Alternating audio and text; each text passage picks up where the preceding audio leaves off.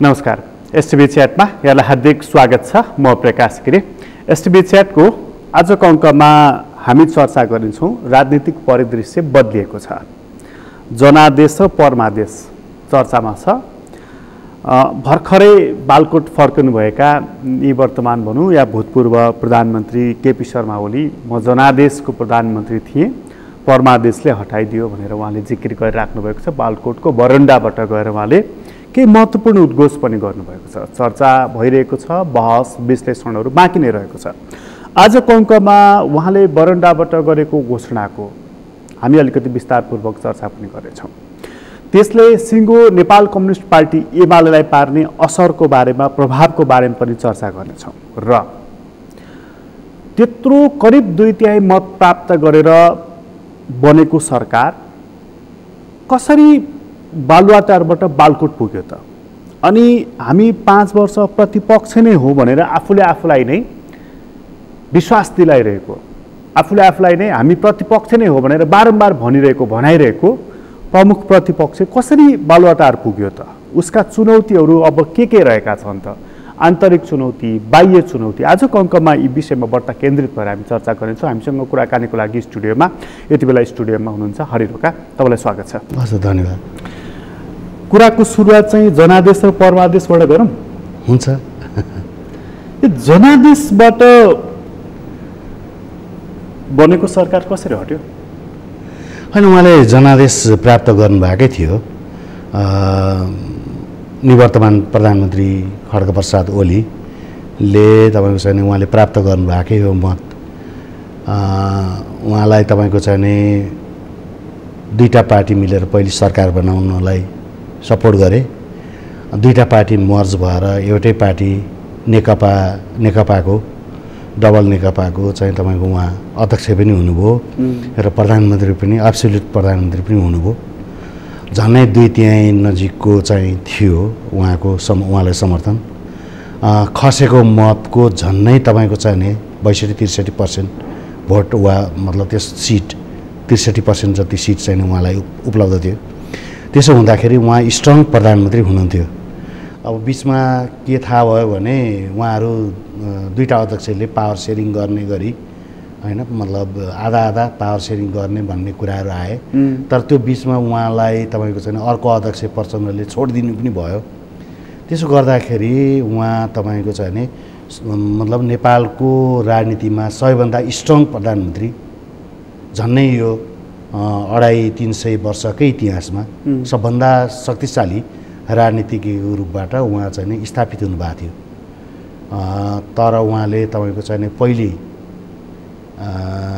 2टा नेकपालाई मतलब 2टा पार्टी मिलेर बनेको नेकपालाई जोगाउन सक्नु भएन। त्यसपछि आएर तपाईँको चाहिँ नि लार्जेस्ट पार्टी भएको एमालेलाई पनि जोगाउन सक्नु भएन। अब त्यस हिसाबले उहाँले तपाईँको चाहिँ नि उहाँ निस्किने बेलामा, अर्थात् तपाईँको चाहिँ नि मङ्सिरको अन्तिम हप्तातिर आइपुग्दाखेरि उहाँले आफू पार्टीभित्रै पनि तपाईँको अल्पमतमा पर्ने लक्षणहरू देखिए। त्यसो हुने बित्तिकै उहाँले तपाईँको चाहिँ नि अरू साथीलाई उहाँको असफलताको कुरा अरू साथीलाई तपाईँले चाहिँ नि मतलब उहाँले जिम्मेवारी दिन पनि सक्नुहुन्थ्यो प्रधानमन्त्रीकै रूपमा। जस्तो धेरै मुलुकहरूमा हुने गर्छ, होइन, खास गरेर बेलायतमा तपाईँको चाहिँ नि टोनी ब्लेयरले तपाईँको चाहिँ गोर्डन ब्राउनलाई छोडेका थिए, होइन। अनि पछिल्लो चरणमा तपाईँको चाहिँ अर्को उसले पनि तपाईँको चाहिँ नि थेरेसा मेलाई छोडेका थिए, होइन। अनि अब यो त छोड्ने क्रम तपाईँको छैन, आफू पार्टीभित्र अल्पमत परेपछि छोड्न सकिन्छ, होइन। त्यही कुरा तपाईँको चाहिँ नि अस्ट्रेलियाको पनि धेरै लामो भएको छ लेबर पार्टीको इतिहास। अस्ट्रेलियाको लेबर पार्टीमा पनि तपाईँको चाहिँ नि प्रधानमन्त्रीले अर्कोलाई छोडिदिएका थिए। यस्तो तपाईँको चाहिँ नि हुन्छ र यो कमन कुरा हो संसदीय राजनीतिमा भन्ने कुरा विचार गरेर उहाँले छोडिदिनु भएको भए कम्तीमा उहाँले बहुमत प्राप्त नगरे पनि त्यही भित्र नेकपाभित्रकोले मतलब अर्को लिडरले प्राप्त गर्न सक्थ्यो भनेको पार्टीको सरकार रहिरहन्थ्यो। तर त्यो पनि रहन सकेन। यस हिसाबले उहाँले तपाईँको चाहिँ नि उहाँ सबभन्दा धेरै नेपालको सबभन्दा धेरै असफल राजनीतिज्ञ पनि हुनुभयो। सबभन्दा धेरै चाहिँ किनभने सबभन्दा धेरै चाहिँ सबभन्दा ठुलो बहुमत थियो उहाँसँग इतिहासमै, अनि त्यो इतिहास बनेको नेकपा डबल नेकपा पार्टीलाई उहाँले भङ्ग गराउनुभयो। उहाँकै कारणले त्यो भङ्ग पनि हुन पुग्यो हैन। र अनि त्यसपछि आएर पनि लार्जेस्ट पार्टी थियो, सबैभन्दा ठुलो पार्टी नेपालको अहिलेको सन्दर्भमा तपाईँको छ भने अघिल्लो यो मतलब यो जुन निर्वाचन भएर लार्जेस्ट पार्टी भएर आएको एमालेको एकता पनि जोगाउन सक्नु भएन। एउटा पार्टी अध्यक्षको हिसाबले हेर्नुभयो भने उहाँ तपाईँको छ भने सबभन्दा असफल अध्यक्ष हो। उहाँको पालामा उहाँले भएको बहुमतलाई लगभग 2/3 नजिकको बहुमतलाई टुटाउनु भयो, पार्टी फुटाउनु भयो, पार्टी बिगार्नु भयो र त्यो हिसाब किताबले त म धेरै असफल हो। टोटल डिस्क्रेडिट चाहिँ उहाँकै थाप्लोमा जान्छ किनभने उहाँ एब्सोल्युट पावर उहाँले चाहिँ पावर मेकानिजमभित्र उहाँलाई तपाईँ कसैले पनि रोकेको थिएन। किनभने उहाँलाई मन्त्रीमण्डल बनाउनलाई रोकेको थिएन। उहाँले तपाईँको चाहिँ उहाँले को मन्त्रीलाई कुन पोर्टफोलियो दिने भन्ने कुरा पनि कसैले रोकेन हैन। उहाँले मन लाग्दिने तपाईँको चाहिँ त्यो गर्नुभएको। उहाँले तपाईँको चाहिँ को मान्छेहरूलाई सल्लाहकार बनाउने भन्ने कुरा पार्टीले कहीँ तोकेन। त्यो तपाईँको उहाँले एब्सोल्युट गर्नुभयो किन पार्टीको मिटिङै बसेन त्यसपछि हैन। अनि उहाँले तपाईँको को राजदूत बनाउनु पर्ने, को सांसद बनाउनु पर्ने, कसलाई संवैधानिक बनाउनु पर्ने, यो जम्मै कुराहरूको निर्णय त उहाँ र उहाँको चुज गरेको टिमले नै तय गरे हो नि। अनि त्यो इकोनोमिक प्रोग्रामको, सोसल प्रोग्रामको वा अरू सबै प्रोग्रामहरू अरू जति धेरै तपाईँको चाहिँ भाषणहरू आए, चुचेरेलको कुरा, ग्यासको कुरा, पानी जहाजको कुरा, यो जम्मै कुरा त उहाँको आफूले गरे हो नि। उहाँसँग चाहिँ एउटा एउटा एउटा स्पष्ट खाका केही देख्नुभयो कि देख्नु भएन कि जनमत त उहाँले प्राप्त गर्नुभयो। आज उहाँ जनादेश प्राप्त सरकारलाई परमादेशले हटाइदियो भन्दै हुनुहुन्छ नि, त्यसको त्यो भनाइको पछाडि चाहिँ नि षड्यन्त्रपूर्वक भन्ने उहाँले शब्द प्रयोग गरे पनि नगरे पनि आशय त्यो आउँछ होइन। मैले कत्रो सपना देखेको थिएँ, म कस्तो गर्दै थिएँ, मलाई यसरी हटाइयो भन्ने आशय आइरहेको जुन छ नि, त उहाँसँग वास्तवमै त्यस्तो भिजन, प्लान र एक्सन त्यस्तो देखिन्थ्यो होइन। उहाँले तपाईँको चाहिँ जस्तो एउटा कुरा के थियो भने पहिलो कुरा त उहाँ आफूले लेखेको वा जोइन्ट घोषणापत्र जुन थियो माओवादी केन्द्र र तपाईँको चाहिँ मतलब नेकपा एमाले मिलेर बनाएको जुन घोषणापत्र थियो, त्यो घोषणापत्रमा त उहाँ प्रवेशै गर्नु भएन। पहिलो कुरा होइन, पहिलो कुरा त्यसलाई तपाईँको चाहिँ पहिलो बजेटबाटै उहाँले सुरु गर्नु। त्यही भएर पहिलो बजेट मैले तपाईँको त्यसको बारेमा एउटा व्याख्या लेखेको थिएँ। यो मतलब त्यही घोषणापत्रकै विपक्षमै लेखेको थिएँ मैले, त्यो घोषणापत्र किन लागू हुँदैन भनेर। तर त्यो गर्नै परेन। किन भन्नुहुन्छ भने त्यो घोषणापत्र निर्माण भइसकेपछि जुन खालको कार्यक्रमहरू उहाँको आयो, त्यो कार्यक्रम तपाईँको ठ्याक्कै त्यो घोषणापत्रको विरोधी थियो, विपक्षमा थियो होइन। अनि त्यसपछि तपाईँको जब मतलब नीति र कार्यक्रम पहिलो आयो, त्यसपछि बजेट आयो। त्यो बजेट आइसकेपछि मैले एउटा टिप्पणी लेखेको थिएँ, मतलब त्यो यो चाहिँ नयाँ पत्रिकामा छापिएको थियो होइन, रातो झोलामा खैरो बजेट भनेर। किनभने लेफ्ट पार्टीले तपाईँको चाहिँ दक्षिणपन्थी बजेट लिएर आयो वा पुरानैलाई कन्टिन्युटी गर्यो भनेर लेखायो होइन। अब त्यसमा तपाईँले त्यो लेख्दाखेरि चाहिँ अर्थमन्त्री डाक्टर युवराज खतिवडा हुनुहुन्थ्यो होइन। त्यसपछि तपाईँको चाहिँ नि त्यसलाई अब मतलब त्यो बजेटलाई सबै अरू तपाईँको इभेन काङ्ग्रेसकाहरूले तपाईँको समर्थन गरे। अब नेपाली काङ्ग्रेस समर्थन गर्नुको पछाडिको एउटै कारण के थियो भने उनीहरू त कन्टिन्युटी थियो, उनीहरूको पोलिसी अन्तर्गत पुरानो नीतिलाई कन्टिन्युटी गरेको थियो। म उतातिर पनि जान चाहन्न। तर कुरा केमा हो भन्नुहुन्छ भने पहिलो बजेटदेखि मतलब उहाँहरूले तपाईँको त्यो बजेट काम लागेन। छिटै मङ्सिरमा उहाँहरूले तपाईँको चाहिँ अर्धवार्षिक समीक्षा गर्दाखेरि त्यसको 10% साइज घटाउनु बजेटको, त्यसपछि 7% तपाईँको रेभेन्यूको साइज घटाउनु भयो। यो घटाउने बित्तिकै के थाहा भयो भने हामी कहाँ संरचनागत समस्या भयो। बजेट इस्टिमेट गर्दाखेरि जति इस्टिमेट गरेर लगाउने हो त्यो चाहिँ तपाईँको लागु हुँदैन होइन। खर्च गर्न सक्ने क्षमता पनि छैन, उठाउन सक्ने क्षमता पनि छैन। त्यसले गर्दाखेरि हामी कमजोर भइसक्यौँ। यसलाई तपाईँको चाहिँ हाम्रोमा संरचनागत परिवर्तनै आवश्यक छ र त्यसलाई तपाईँको संस्थागत व्यवस्था पनि गर्न आवश्यक छ। संस्थाहरूलाई अझ बढी संस्थागत गर्नु जरुरी छ। त्यसले तपाईँको चाहिँ हाम्रो क्यापिटल एक्सपेन्डिचर पुँजीगत खर्च बढाउनलाई अर्को एउटा नयाँ ढाँचामा जानुपर्छ भन्ने रियलाइजेसन तपाईँको 6 महिना पछाडि भएपछि त्यसलाई तपाईँको फेर्नु पर्थ्यो भन्नाले तपाईँको संस्थाहरूलाई पनि बलियो बनाउनु कसरी बलियो बनाउने र खर्च बढी कसरी गर्ने भन्ने बनाउनु पर्थ्यो हैन।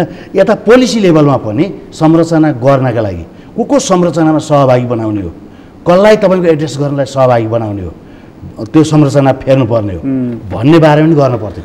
यी दुईटै काम तपाईँको उहाँको सरकारले गरेन। उहाँ कन्टिन्यू गर्नुभयो। कन्टिन्यू गर्दै जाँदाखेरि त असफलता नै हात लाग्थ्यो। तर त्यो असफलतालाई उहाँले के गर्नुभयो भन्दाखेरि अब यति नै बेला हो लुट्नुपर्छ भन्ने खालको हिसाब किताबबाट यति नै बेला हो यो मुलुकलाई हामी आफ्नो ढाँचाबाट लैजाने हो भन्ने हिसाबमा उहाँले जानुभयो हैन। त्यसको असफलताको कुरा हो र त्यो असफलताले आज उहाँलाई यहाँ पुर्याइदियो। त्यो असफलतालाई कभर गर्ने उहाँसँग कुनै अस्त्र बाँकी थिएन होइन। जस्तो अस्त्र बाँकी थियो मैले अघि जुन भने जस्तो के थियो भने उहाँसँग सम्भावना तपाईँको एउटा त उहाँले आफ्नो फ्री ह्यान्ड जुन काम गरिरहनु भएको थियो त्यसले तपाईँको चाहिँ नि मतलब आफ्नो पार्टीभित्र गहन छलफल गर्नु पर्थ्यो। जस्तो हाम्रो किन बजेट चाहिँ नि हामीले भनेअनुसारको बजेट खर्च भइरहेको छैन, हामीले सोचेअनुसारको तपाईँको परिवर्तन किन हुन सकिरहेको छैन भन्ने बारेमा पार्टीभित्र डिबेट गर्नुपर्थ्यो। संस्थागत पार्टीभित्र संस्थापन पक्षभित्रै पनि छलफल गर्नुपर्छ। त्यसलाई तपाईँको अलिक वाइड रेन्जमा तपाईँको अलिकति मतलब यो बारेमा सोसियो इकोनोमिक कल्चरल पोलिटिकल एस्पेक्टमा जानकारी राख्ने विश्वविद्यालयका प्राध्यापकहरू वा पुराना अनुभवीहरू वा तपाईँको संसार हेरेर आएका एक्सपर्टहरूका माझमा राखेर पनि तपाईँको चाहिँ नि हामीले चेन्ज के गर्ने भन्ने बारेमा पनि छलफल चलाउन सक्नुहुन्थ्यो। र त्यसले अर्को चाहिँ तपाईँको थर्ड राउन्डमा सर्वदलीय बैठक राखेर हामी यो कुराहरूलाई परिवर्तन गरौँ, हामी त्यो गर्न लालाई छौँ, तपाईँहरू सहयोग गर्नुहोस् भनेर भनेको भए त्यसले तपाईँको एउटा नयाँ फर्ममा जानलाई सहज हुन्थ्यो। त्यसो हो भने त उहाँले जब करिब 2/3 नजिकको मत प्राप्त गरेर सरकार निर्माण गरिसक्नु भएको थियो त प्रतिस्पर्धाभन्दा विपक्षीहरूसँग पनि छलफल गरिकन बजेट ल्याउने, नीति तथा कार्यक्रम ल्याउने, योजनाहरू कार्यान्वयन गर्ने तहमा पनि उहाँ संवादमा लाग्नु पर्थ्यो भन्ने अर्थ आयो। हो होइन, त्यो उहाँले जब तपाईँको असफल पहिलो 6 महिनामै तपाईँको बजेट लागू हुन सक्दैन भन्ने भयो होइन। तपाईँको चाहिँ नि मतलब रियलमा इन द रियल सेन्स तपाईँको 30% भन्दा तपाईँको चाहिँ नि मतलब यो जुन बजेट यो जुन क्यापिटल एक्सपेन्डिचर भन्ने पुँजीगत खर्च गर्न सक्ने क्षमता हाम्रो छैन, किन भएन भन्ने बारेमा त भएन रहेनछ क्यापेसिटी भन्ने भएपछि त तपाईँको चाहिँ त्यसको त पुनर्संरचना गर्न सक्नु पर्थ्यो नि त। उहाँलाई सबैभन्दा बढ्ता तोड लागेको असफलताको लागि अथवा उहाँ असफल हुनको लागि सबैभन्दा प्रमुख कारक तत्त्व चाहिँ के रह्यो? होइन मैले त्यही जुन भने उहाँ सबभन्दा बजेटको एउटा यो हो। दोस्रो होइन, दोस्रो कुरा उहाँ छलफलै गर्नु भएन भन्नाले तपाईँ एउटा त कम्युनिस्ट पार्टीभित्र सहकार्य हुन्छ मानिन्छ त्यस्तो, त्यो तपाईँको चाहिँ नि मतलब सानै घेरामा के नहोस्, जस्तो स्ट्यान्डिङ कमिटीको, पोलिट ब्युरोको वा मतलब जे होस् उहाँहरूको त सचिवालय, त्यहाँबाट स्थायी कमिटी, त्यहाँबाट पोलिट ब्युरो, त्यहाँबाट सेन्ट्रल कमिटी छ होइन। यो 4वटा रेन्जमा रहेका कमिटीहरूभित्र उहाँहरू छलफल गर्न सक्नुहुन्थ्यो। मैले अघि जुन भने यो त सबभन्दा पहिलो कुरा त पोलिटिकल कुरा हो नि, यो त राजनीतिक रूपबाट कसरी समाधान गर्ने भन्ने कुरा नै छलफलको विषय बनाउनु पर्थ्यो। तर उहाँले के गर्नु भन्दाखेरि त्यसलाई कमिटी पद्धतिभित्र छलफल गराउनु भएन, उहाँले क्लिकभित्र मात्रै छलफल गराउनु। उहाँ आफै छिपछिपे नलेज भएको मान्छे हो, उहाँलाई सबै कुरा थाहा थिएन होइन। छिपछिपे नलेज भनेको त्यसमा अलिअलि यसो बोक्रे नलेज भन्छ त्यसलाई होइन। त्यो बोक्रे नलेज उहाँलाई थियो, बोक्रे ज्ञान। तर तपाईँको इन्टरनल्ली तपाईँको त्यसलाई कसरी चेन्ज गर्ने भन्ने कुरा थाहा थिएन। तपाईँले हेर्दा त बोक्रे नलेज, उहाँले त आफूलाई त्यस्तो होइन, उहाँले त महान सम्झिनुहुन्छ नि आफूलाई, त्यही महान सम्झाइले नै उहाँलाई यहाँ पुर्यायो। अब अर्को एउटा सानो प्रश्नको तपाईँको जस्तो अब उहाँले चाहिँ तपाईँको म चाहिँ फुल फ्लेजेज प्रधानमन्त्री थिएँ होइन, अहिलेको प्रधानमन्त्री चाहिँ तपाईँको चाहिँ नि मतलब टिका लाएर अदालतलाई ल्याइदिएको भन्ने उहाँको जुन भर्सन छ, उहाँले तपाईँको चाहिँ नि पुस 5 गते जब तपाईँको चाहिँ उहाँले हाउस विघटन गर्नुभयो उहाँ अल्पमत परिसक्नु भएको थियो।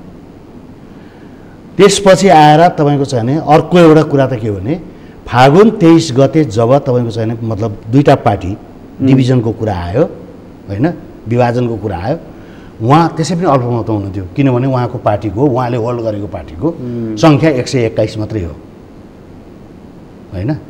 त्यो हिसाबले पनि तपाईँको चाहिँ उहाँ अल्पमत परिसक्नु भएको थियो।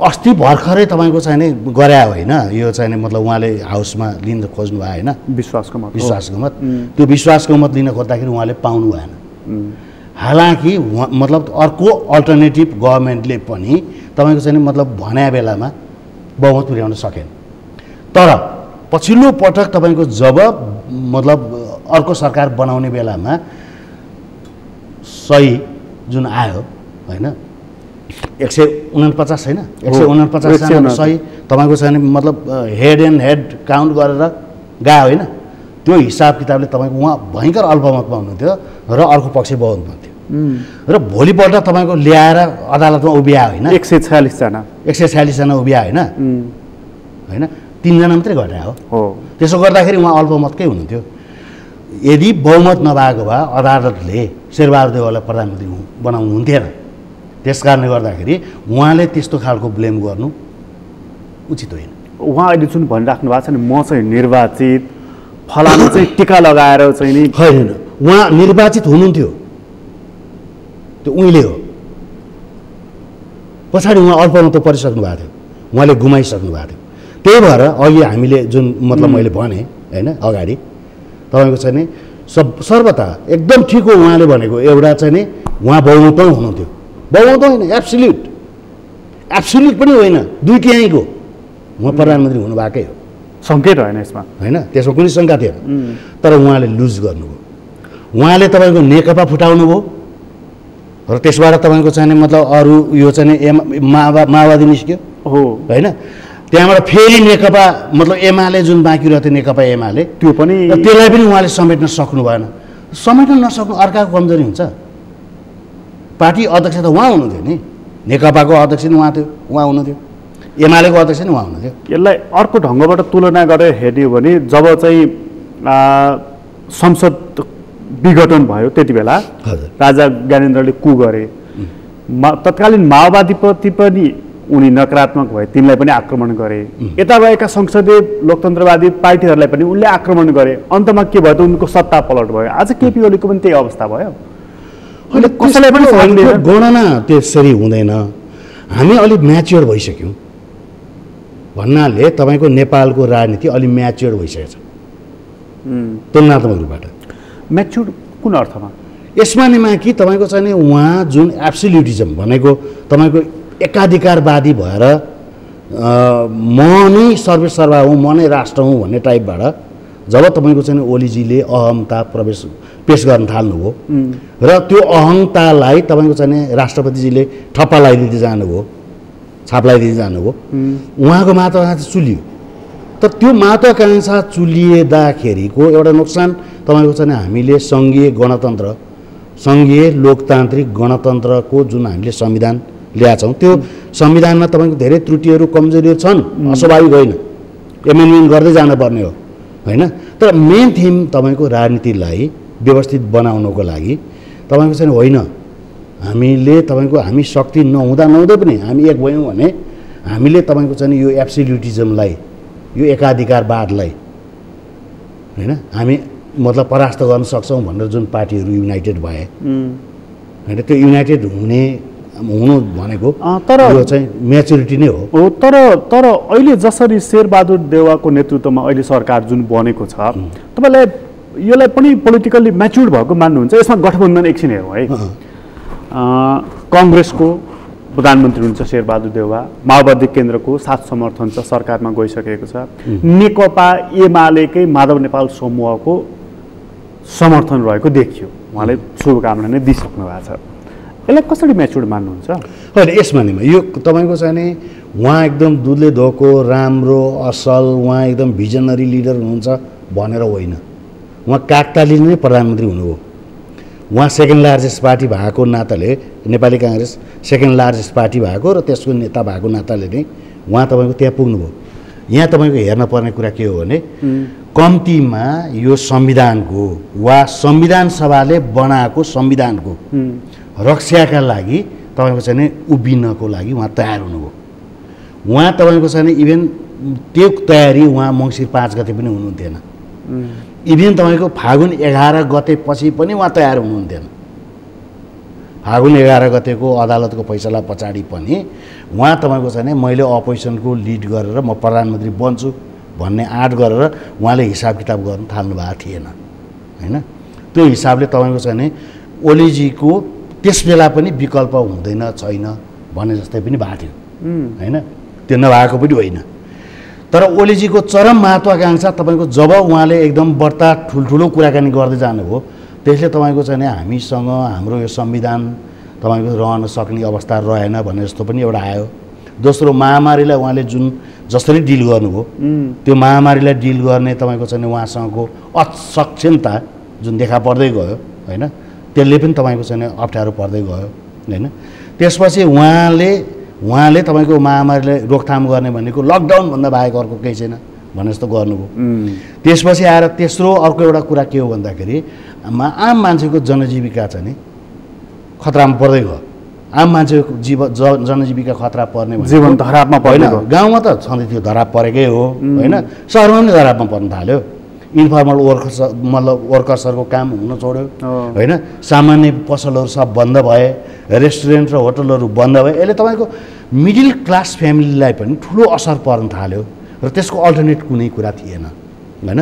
त्यसलाई तपाईँको चाहिँ पोहोर सालदेखि नै हामी जो राजनीति अर्थशास्त्र वा अर्थशास्त्रका विद्यार्थीहरू थियौँ उनीहरूले जे जस्तो सल्लाह दिएका थिए प्याकेज लिएर आऊ, यसलाई राम्रोसँग डिल गर, खर्च तपाईँ मतलब चाहिँ यो चाहिँ स्वास्थ्यमा सबभन्दा बढ्ता खर्च गर, त्यसका इन्फ्रास्ट्रक्चरहरूमा लगाऊ, बरु अन्यत्र खर्च बरु घटाऊ र भोकमरी र तपाईँको स्वास्थ्यलाई केन्द्रमा राख भनेर जुन भनेको उहाँले गर्न गर्नु भएन। यसलाई ध्यानमा राखेर तपाईँको चाहिँ अरूहरू तयार भए हुन् र त्यसमा तपाईँको चाहिँ बडा बल गरेर तपाईँको चाहिँ मतलब यी चाहिँ शेरबहादुर देउवा तयार भए हुन्। त्यस कारणले यो कुरा तपाईँको अन्तिममा आएर उनी त्यतिको आँट गरेर उभिए भन्ने खालका कुराले नै मात्रै धन्यवाद दिने हो। किनभने यो संविधान जोगियो, कम्तीमा फेरि अर्को अपेबल्स आएन, कम्तीमा तपाईँको चाहिँ कम्तीमा यो अहिले धेरै समस्या हो। यो यतिखेर तपाईँको चाहिँ हामी चुनावमा जान पनि सक्दैनौँ होइन। किनभने हामीसँग तपाईँ चुनावमा जानका लागि महामारी छ यत्रो होइन। मान्छे एकअर्कासँग भेटघाट गर्नलाई गाह्रो छ भनेपछि यो विकल्प नदिएको भएदेखि यो संविधान चाहिँ नि लगभग भर्सेलामा परिसकेको थियो। त्यसको लागि चाहिँ शेरबहादुर देउवालाई धन्यवाद दिनुभएको त्यस मानेमा मात्रै हो। अब जस्तो अब केपी ओलीको असफलताको हामीले चर्चा गऱ्यौँ। शेरबहादुर देउवा आज चाहिँ सरकारमा पुग्नु भएको छ। अब आज भरे भोलिका मितिबाट त उहाँका पनि त कामहरू हेर्न थालिन्छ नि, तर मोरललेस उहाँले आफूलाई चाहिँ यो चुनावी सरकार हो कि जस्तो चाहिँ त्यो फ्लेभर दिन थालेको भनेर चाहिँ भन्न थालिसकिएको छ। भन्दाखेरि के अपेक्षा हुन्छ र? होइन, अपेक्षाको कुरा होइन। यो सबभन्दा मुख्य कुरा के हो भन्नुहुन्छ भने जस्तो अब उहाँले 1 महिनाभित्रमा त उहाँले तपाईँको चाहिँ विश्वासको मत दिनु जरुरी छ होइन एउटा। त्यसपछि दोस्रो अर्को एउटा कुरा त्यो के हो भन्नुहुन्छ भने विश्वासको मत प्राप्त गर्नको लागि तपाईँको चाहिँ नि सजपा समाजवादी जनता पार्टी एक छैन अहिलेसम्म, युनिफाइड छैन होइन। उनीहरूले तपाईँको चाहिँ नि युनानिमसले दिन सक्ने कुरा पनि छैन। उनीहरू विभाजनमा पनि गइसकेका छैनन्। आधा हुँदाखेरि तपाईँको उनीहरूले भोट दिन्छन् दिँदैन भन्ने खालको कुरा पनि हो होइन एउटा। त्यसपछि अब यतापट्टि आएर तपाईँको चाहिँ 76-5 को सरकारलाई अस्ति तपाईँको चाहिँ जुन 146 जनाको समर्थन भयो होइन। ती मान्छेहरू मध्येमा तपाईँको चाहिँ 23 जना मान्छे त माधव नेपालसँग, 26 जना मान्छे त माधव नेपालसँग जोडिएका मान्छेहरू भए एमाले भित्रको होइन। तिनलाई हुइप लाग्छ लाग्दैन भन्ने खालको कुरासँग जोडिएर आउँछ होइन। इन्टरप्रिटेसन दुईटै खालका छन्। तर सर्वोच्च अदालतको फैसला पढ्नुभयो भने होइन, फैसला पढ्दाखेरि एउटा कुरा सिधा थाहा हुन्छ 76-5 को एकदम राम्रो व्याख्या गरिएको छ होइन। त्यो व्याख्या गरे अनुसार तपाईँको चाहिँ नि मतलब इन्डिभिजुअल्ली कोही पनि मान्छे धारा 76-5 अन्तर्गत बनेको प्रधानमन्त्रीलाई समर्थन वा विरोध गर्न पाउँछ, स्वतन्त्र छ। त्यसो भएपछि तपाईँको चाहिँ नि मतलब त्यो फैसलाले त्यो भन्छ। तर तपाईँ हामीले अहिले अपनाएको यो रिप्रेजेन्टेटिभ डेमोक्रेटिक चाहिँ सिस्टम छ नि, त प्रतिनिधिमूलक न हो यो त। यसमा चाहिँ नि दलबाट सांसद त्यसरी स्वतन्त्र हुन्छ नि त, यही हो र? होइन, दलमा तपाईँ होइन, दलको अरू कुराहरूमा स्वतन्त्र हुँदैन त्यो 76 को तपाईँको 1 2 3 4 5 6 7 जुन बुँदाहरू छन् त्यसमा तपाईँको अरू बुँदाहरूमा पनि तपाईँको चाहिँ ऊ स्वतन्त्र हुन पाउँदैन, तर 5 मा धारा 76 को 5 मा स्वतन्त्र हुन पाउँछ। एकछिन रोके मैले, यो धारा 76 को 5 को सरकार हो, तपाईँ कन्फर्म हुनुहुन्छ? त्यो त किन कन्फर्म छैन? राष्ट्रपतिले तपाईँको सच्याएर भन्नु त धारा 76 को 5 मा उहाँले दिनुभएको पत्र पनि त होइन, पत्र त्यही पत्रमै उहाँले पहिले पठाउनु भएको पत्रलाई सच्याउनु भयो नि त, धारा 76 5 अन्तर्गत भनेर। र त्यो तपाईँको उहाँले सच्याएर दिएको पत्र सार्वजनिक छ र होइन, त्यसको कुरै गर्नु परेन। उहाँले सार्वजनिक नगर्नु भए पनि गर्नु भए पनि 76 5 अन्तर्गतको सरकार तपाईँको अदालतले निर्णय गरेर उहाँ धारा 76 5 अन्तर्गत शेरबहादुर देउवाको स्पष्ट बहुमत भएको हुनाले 146 जना आएर यहाँ अदालतको सामनेमा उभिएर टाउको गणना गरे हुनाले उहाँलाई धारा 76 को 5 अन्तर्गत मतलब प्रधानमन्त्री नियुक्ति गर्नु भनेर आदेश परमादेश दियो अदालतले हैन। त्यो भनेको राष्ट्रपतिले नगर्न सक्नुहुन्छ भनेर पनि तपाईँको चाहिँ त्यो गरे हो, नत्र भने त सिधै मतलब हाउसमा जाऊ र त्यहाँ बहुमत कायम गर भन्ने हुन्थ्यो नि। भनेपछि राष्ट्रपतिले त्यो नगर्न सक्ने सम्भावना छ भनेर नै परमादेश जारी भयो। नगरेको भए के हुन्थ्यो? अर्थात् 76 5 अनुसारै नियुक्ति नगरिदिएको भए के हुन्थ्यो? नियुक्ति नगरेको भए तपाईँको अहिले तपाईँले भने जस्तो निउ खोज्नलाई ठाउँ हुन्थ्यो। यो 76 5 को सरकार होइन भनेर मतलब त्यस कारणले गर्दाखेरि तपाईँको चाहिँ नि उहाँले अल्पमत के अरे अल्पमतमा पर्ने बित्तिकै अर्को 2 मा झार्ने भन्ने खालको कुरा हुन सक्थ्यो। अहिले अब त्यस्तो छैन। यो 75 को 5 फेल भयो भने देउवा सरकारले तपाईँको चुनाव गराउने। 76 को 5 को अहिले जुन सरकार छ नि, उहाँले 6 अनुसार विश्वासको मत प्राप्त गर्नु भएन भने 7 अनुसार विघटन होइन, त्यो होइन, त्यस्तो कुरा हुँदैन। मतलब त्यो विघटन हुन्छ र त्यसपछि आएर तपाईँको चुनावी सरकार मतलब शेरबहादुर देउवाकै सरकार बन्छ। 76 को 5 भइसकेपछि पनि एउटा चर्चा यो पनि छ कि 76 को 2 अनुसारको अर्को सरकार निर्माण गर्नको लागि संसद क्रियाशील हुन सक्छ भनेर। होइन, त्यसबारेमा तपाईँको अब म त वकिल त होइन हेर्नुहोस् होइन, तर मैले बुझेअनुसार 76 को 5 को सरकारले पनि तपाईँको छैन उहाँले मतलब यदि समर्थन पाउनु भएन भने चुनावमा जान्छ र त्यो चुनावी सरकार चाहिँ तपाईँको शेरबहादुर देउवाकै नेतृत्वमा रहन्छ। 76 को 5 को यो जुन सरकार छ यसले 1 महिनाभित्र विश्वासको मत लिनुपर्छ होइन। विश्वासको मत लिँदाखेरि तपाईँले जसपाको कुरा गरिहाल्नुभयो, समाजवादी जनता समाजवादी पार्टीको। त्यसपछि बाँकी रह्यो नेकपा माओवादी केन्द्र, उसले सपोर्ट गर्छ, मत दिन्छ, किनभने सरकारमै उसले आफ्नो सदस्य पठाइसकेको छ। त्यतिले त पुग्दैन नि त, 136-38 मत त पुग्दैन शेरबहादुर देउवालाई त होइन। उहाँको त्यसपछि बाँकी रहन्छ माधव नेपालको पार्ट हो होइन। त्यसमा तपाईँको 2टा कुराहरू छन्। एउटा कुरा त अघि नै मैले जुन भने सबभन्दा पहिलो कुरा त तपाईँको चाहिँ 76 5 अन्तर्गतको जुन सरकार भन्छ त्यो सरकार मतलब बन्यो वा बनिसक्यो होइन। बनिसकेपछि त्यो सरकार बनाउनका लागि जसपाको आधा फ्याक्सनले दिएछ, समर्थन दिएछ।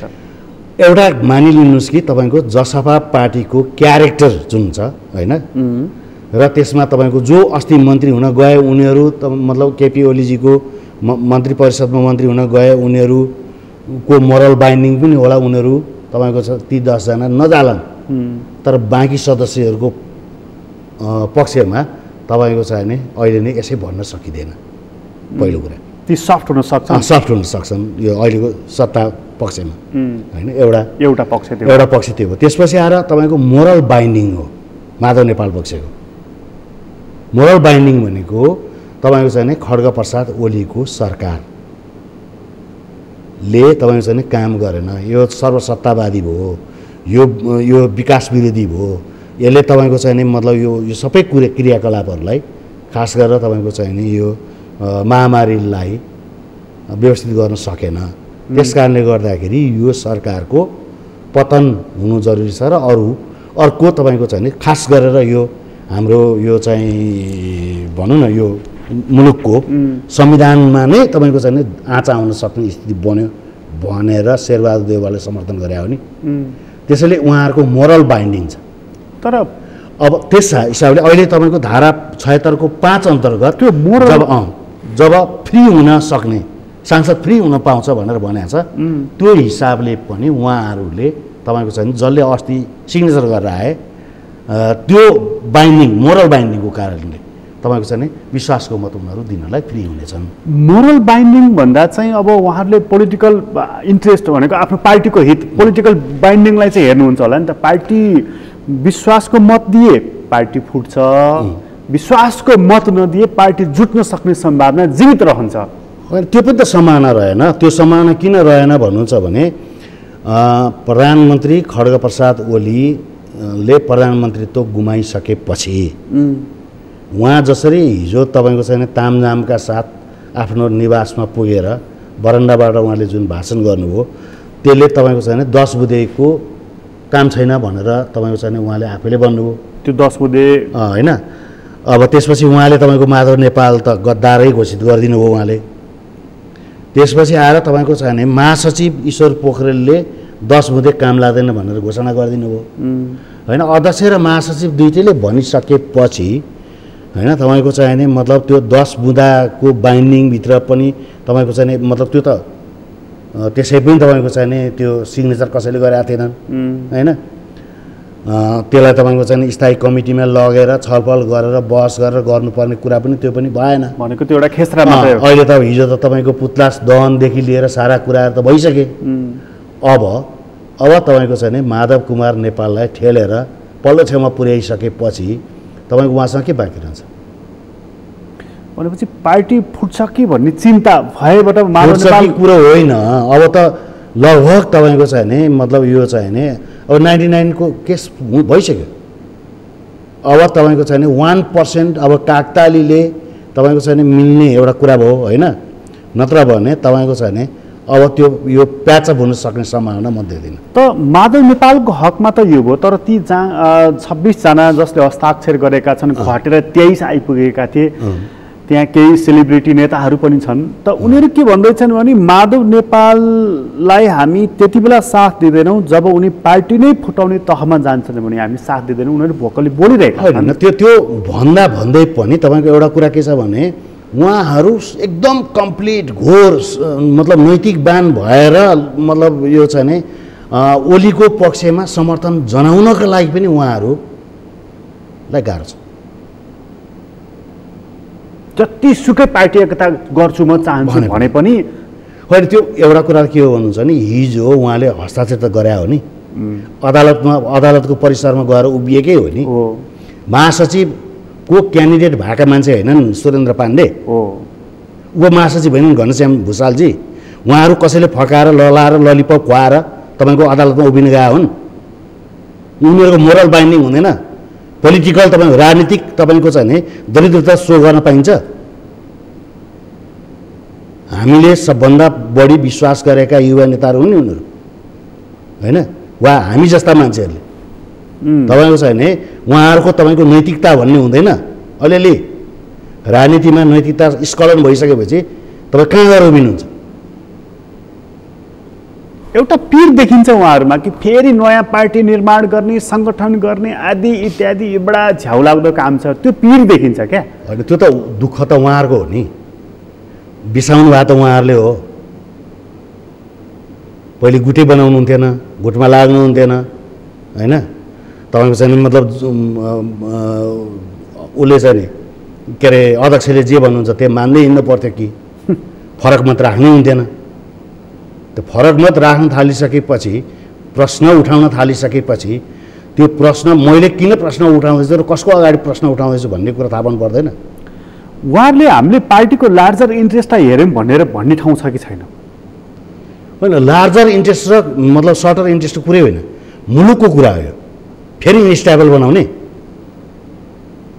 जस्तो तपाईँलाई म भन्नु मतलब यो चाहिँ अहिले असार छ।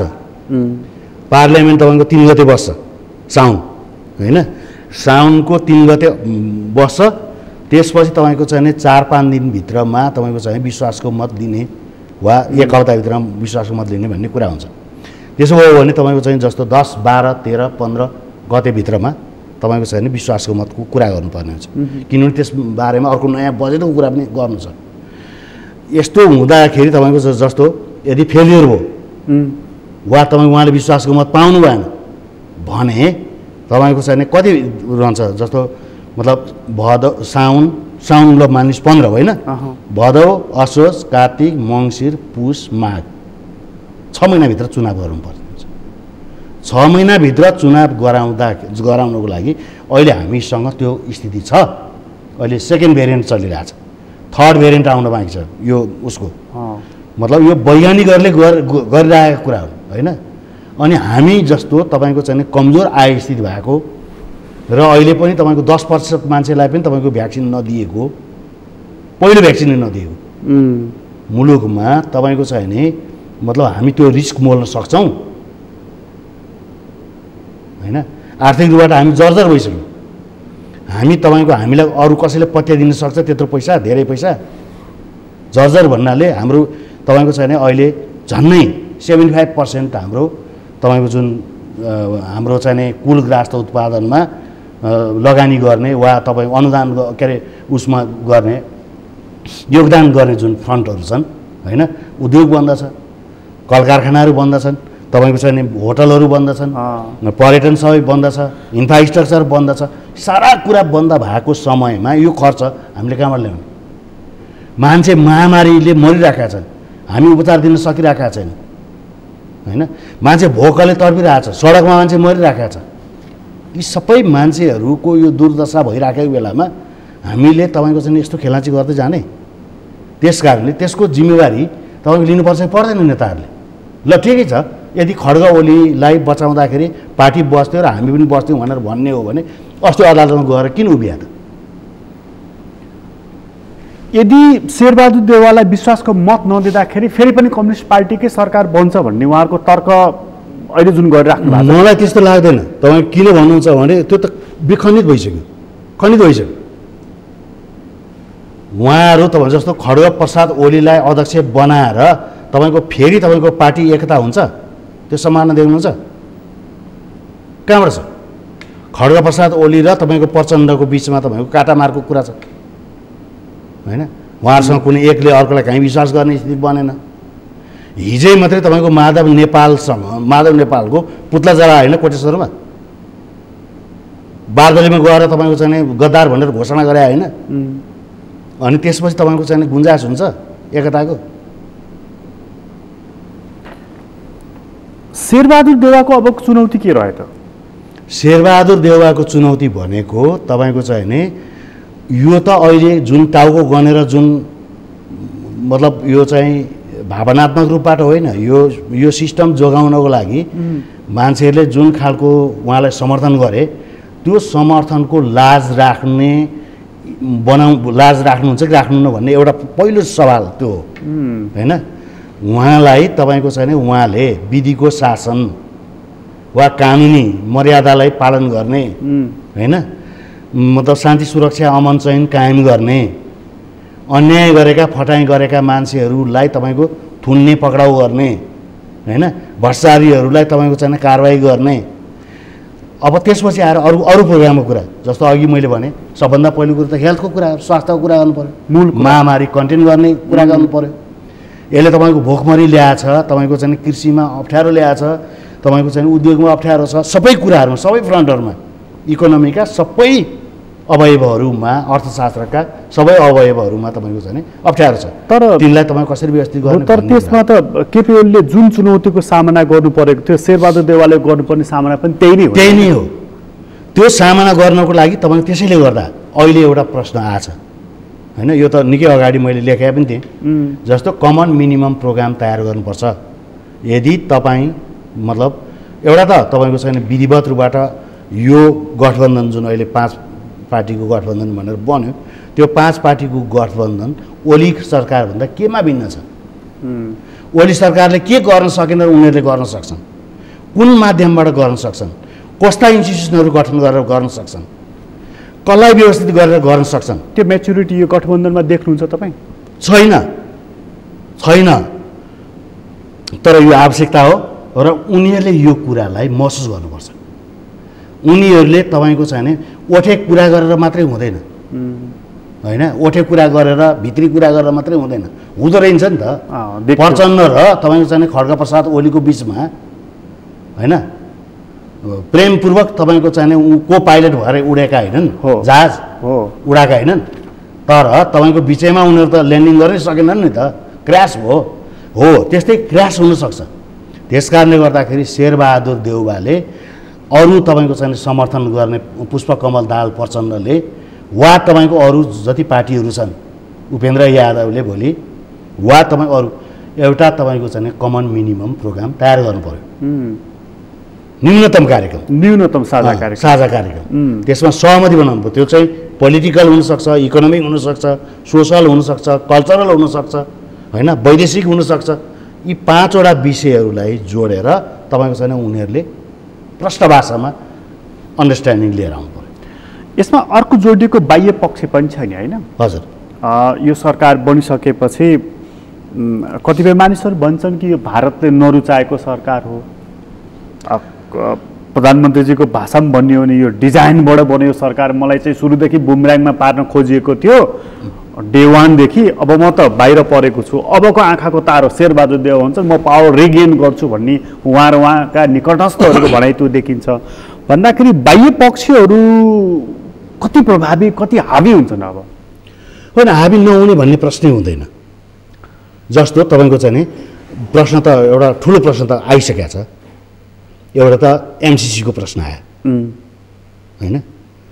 एमसिसीको प्रश्न मिलेनियम च्यालेन्जलाई तपाईँको चाहिँ कोअर्डिनेट कसरी गर्ने, त्यो लागू गर्ने कि नगर्ने, त्यसलाई पास गर्ने कि नगर्ने, त्यसलाई रिभाइज गरेर पास गर्ने कि रिभाइज नगरिकन जस्ता तस्तै पास गर्ने, एउटा यो प्रश्न आयो होइन? रिभाइज नगरी जस्ता तस्तै पास गर्यो भने यो सरकारले तुरुन्तै तपाईँको चाहिँ विरोध खेप्नुपर्ने हुन्छ। पहिलो कुरा होइन? किनभने यो सरकारभित्रका अर्को 2टा घटकका मान्छेहरूले तपाईँको चाहिँ मतलब ओलीसँगको विरोध वा विपक्षमा कुराकानी गरेको त्यस कारणले पनि हो होइन? वा त्यो कन्फ्रन्टेसन सुरु भएको त्यसले पनि हो। एउटा यो। दोस्रो तपाईँको चाहिँ तल्लो अरुणको कुरा, जसलाई तपाईँको हिजो अस्ति मात्रै ओली सरकार जानुभन्दा 2 दिन अगाडि मात्रै सहमति जनाएको छ होइन? त्यसले तपाईँको चाहिँ मतलब हामी गर्न नसक्ने हाम्रो यस्तो अवस्थामा, मतलब यो जुन यो खालको अवस्था, यो अहिलेको राजनीतिक फ्लुइडमा तपाईँको त्यो गर्न हुन्थ्यो कि हुन्थेन भन्ने कुरा। तेस्रो तपाईँको चाहिँ कालापानीको केस होइन? चुचे नक्साको कुरा एब्सोल्युटली तपाईँको चाहिँ हाउसबाट पारित भएको कुरोलाई तपाईँको नक्सा गायब बनाएको छ, छलफल छैन, कुराकानी गराएको छैन होइन? यो कुरा त्यस कारणले गर्दाखेरि भारतले रुचाउने वा नरुचाउने कुरा होइन। भारतले यो सरकारलाई टपल डाउन गर्न सक्दैन, भारतले सहकार्य गर्नुपर्ने हुन्छ। उसले रुचाएको सरकार हो कि होइन? रुचाउनु र नरुचाउनुसँग सरकारको कुरा होइन, नेपाली जनताले भोट दिएर बनायो नि उसको त्यसको अर्थ रहन्छ कि रहँदैन? रहन्छ, तर रहनुको अर्थ भनेको उसले तपाईँको अरू धेरै प्रयत्न गर्न हिजोदेखि तपाईँको चाहिँ सुरु भएको छ। तपाईँले मतलब यो चाहिँ विभिन्न माध्यमहरू यो चाहिँ जुन सोसल मिडियाहरू हेर्नुभयो भने तपाईँ देख्नुहुन्छ हिजोदेखि नै पाल पार्ने मुसाहरूको दौड सुरु भइसक्यो होइन?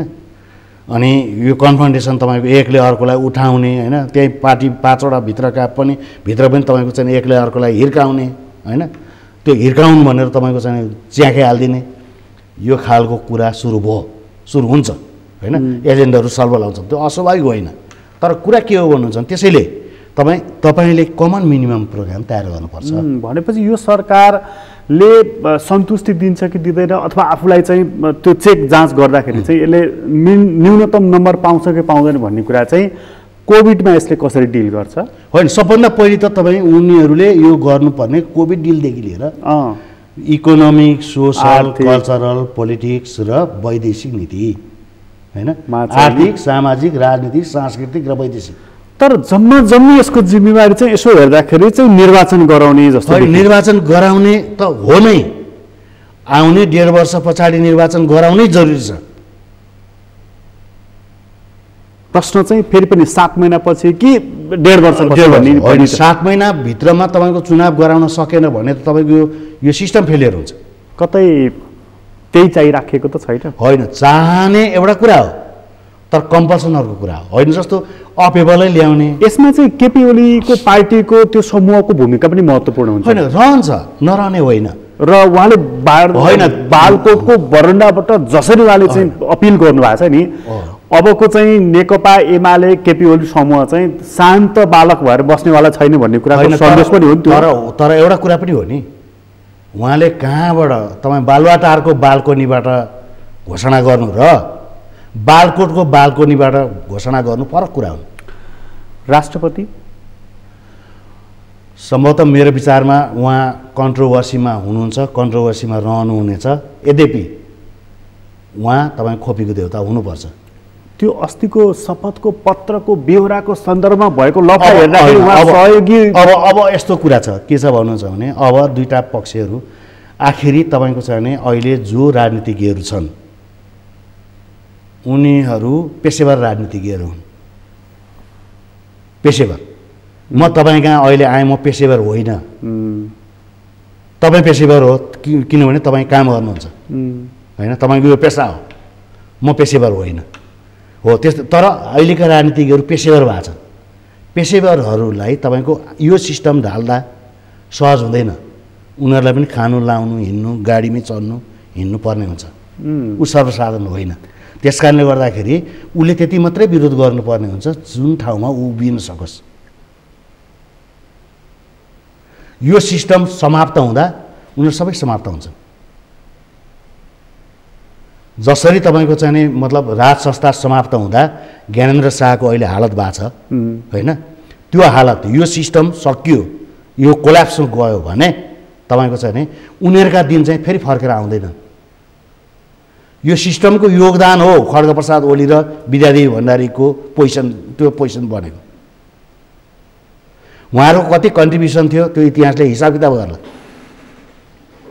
त्यस कारणले गर्दाखेरि तपाईँको चाहिँ हामी कहाँ भन्ने चलनै छ, जुन थालमा खाने त्यसलाई चाहिँ पाल पार्नु हुँदैन भन्ने चलनै छ। चलन छ नि। तपाईँको यो सिस्टम गयो भने म फेरि आउँला अर्को कुरा त्यो सम्मान देखिँदैन, त्यो हुँदैन।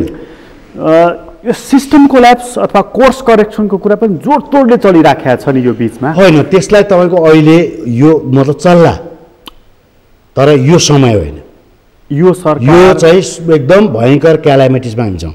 यो सरकार यो गठबन्धन यसले त्यो थेग्न सक्छ, धान्न सक्छ, ओनरसिप लिन्छ। होइन, त्यसका लागि नै तपाईँको चाहिँ उनीहरूले 5 पार्टीको गठबन्धन गरे हो।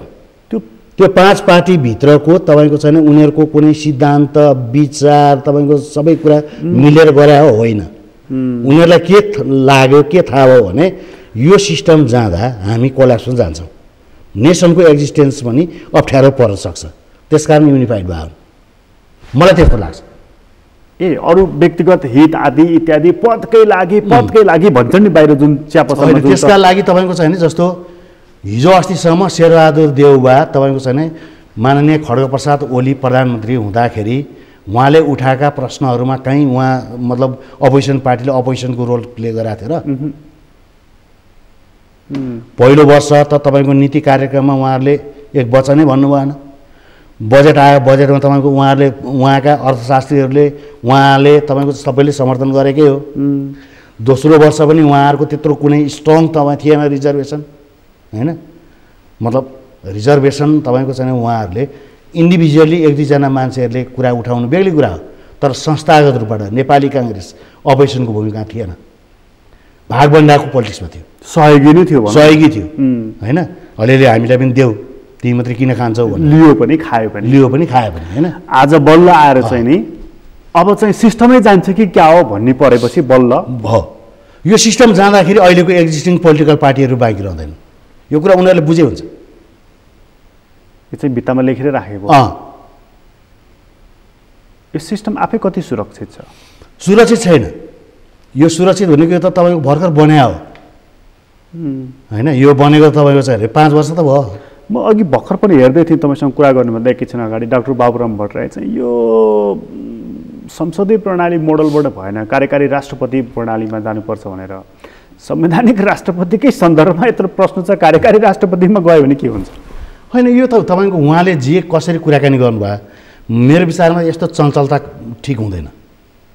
चञ्चलता यस मानेमा कि हामीले अहिले पनि हामीसँग एउटा कुरा चाहिँ नै हाम्रो स्वभाव, हामी एब्सोल्युटिजमतर्फ सर्वसत्तावादतर्फ हाम्रो मतलब त्यो मतलब जो मान्छे निर्वाचित भएर आउँदाखेरि निर्वाचित भएका निर्वाचन गर्ने मान्छेहरूप्रतिको प्रतिबद्धता नजनाउने कृतज्ञता प्रस्तुत गर्ने जुन क्यारेक्टर नेपालीहरूको छ। कृतज्ञता भनेको कसलाई मतलब कस्तो भन्नुहुन्छ भने भोट दिएर तपाईँलाई भोट दिएर तपाईँलाई चाहिँ माथि पुर्याएर पार्टी मतलब सत्तामा पुर्याउनु, सत्तामा पुर्याइसकेपछि ती मान्छे जसलाई भोट दिए त्यो भोट दिएका मान्छेहरूप्रति अनुग्रहित नहुनु वा उनको पक्षमा काम नगर्नु कृतज्ञता त हो होइन हो। त्यस्तो कृतज्ञता जाहेर गर्ने हामी कहाँ चलन भयो। त्यस कारणले गर्दाखेरि तपाईँको चाहिँ पोलिटिकल पार्टीहरूमाथि क्रस एन्ड चेक गर्ने ठाउँ पनि रहेन। एब्सोल्युटिजम रह्यो भने त हामी त गाह्रो हुने रहेछ नि। एउटा केपी ओलीलाई धान्नलाई बडा गाह्रो भयो अनि अर्को तपाईँको चाहिँ मतलब त्यो एब्सोल्युटिजमको कुरा अहिले गर्न जरुरी छैन। भनेपछि यो चञ्चलता राजनीतिक चञ्चलता जरुरी छैन त भनेपछि यतातिर डिबेट अहिले जरुरी देखिँदैन। यसलाई नै सबभन्दा पहिले यसलाई स्ट्याबिलिटी दिनुहोस् होइन। यो कम्तीमा तपाईँको छलफल गर्ने बहस गर्ने कुरा गर्ने काउन्टर गर्न सक्ने हुन्छ होइन। तपाईँको चाहिँ एउटा राष्ट्रपति एब्सोल्युट राष्ट्रपति छ अहिलेको अमेरिकन सिस्टम अन्तर्गतको राष्ट्रपति छ भने उसलाई हटाउनलाई गाह्रो हुन्छ होइन। जस्तो तपाईँलाई एउटा कुरा भन्नु, यो त ठुलो समस्या आयो नि त यो चाहिँ अमेरिकामा ट्रम्पलाई हटाउनु बडा गाह्रो भयो। उनीहरू महाभियोग लगाउनु ट्रम्पले तपाईँको लास्ट आवरमा तपाईँको चाहिँ गरेको क्रियाकलाप हेर्नुहोस् त होइन। जनवरी 6 तारिकमा तपाईँ चाहिँ क्यापिटल हिलभित्र तपाईँ हिलमा जुन गरे आक्रमण होइन, झन्डै ओलीको स्टाइल पनि त्यस्तै थियो हिजो। त्यसैले यतातर्फ अन्त्यमा चाहिँ हिजो चाहिँ अब माधव नेपालको पक्षको अहिले हामीले कुरा चर्चा गरिहाल्यो। यसमा एउटा जोडेर एउटा मात्र कुरा गर्न चाहेको, प्रचण्डजी र विप्लवजीको भेट यता माधवजी चाहिँ अब तपाईँले मोरल बाइन्डिङको कुरा गरि नै हाल्नुभयो, यो सरकारलाई समर्थन दिनुपर्ने यो छ भनेर। कतै प्रचण्ड माधव नेपाल सहितको एउटा बृहत कम्युनिस्ट अर्को मोर्चा त खुल्दै छैन। त्यो पनि अहिले हतार हुन्छ तपाईँको कमेन्ट गर्नुलाई। तर एउटा कुरा के हो भन्नु छ भने नेपालमा ओलीजी जानुभयो र ओलीजीले एकदमै ठुलो वामपन्थलाई डिस्ट्रक्सनमा लैजानुभयो भन्ने कुरा त प्रमाणित भयो नै होइन। ठुलो डिस्ट्रक्सनमा यसप्रति ठुलो अविश्वासमा लैजानुभयो।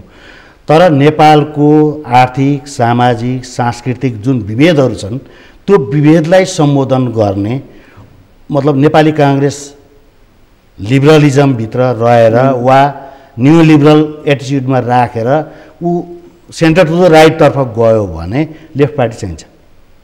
त्यो लेफ्ट पार्टी तपाईँको कम्युनिस्ट पार्टीको रूपमा पनि आउन सक्छ, त्यो तपाईँको समाजवादी पार्टीको रूपमा पनि आउन सक्छ। नयाँ कन्स्ट्रक्सन जरुरी छ। तपाईँलाई धेरै धन्यवाद। यहाँलाई पनि आदरणीय दर्शकबिन तपाईँलाई पनि धन्यवाद। आज हामीले कुराकानी गरेका थियौँ हरि रोकासँग। उहाँसँगको कुराकानी अहिलेलाई यति नै। एसटिभी च्याटबाट म प्रकाश गिरीलाई बिदा दिनुहोस्। सगरमाथा टेलिभिजन हेर्दै गर्नुहोला। नमस्कार।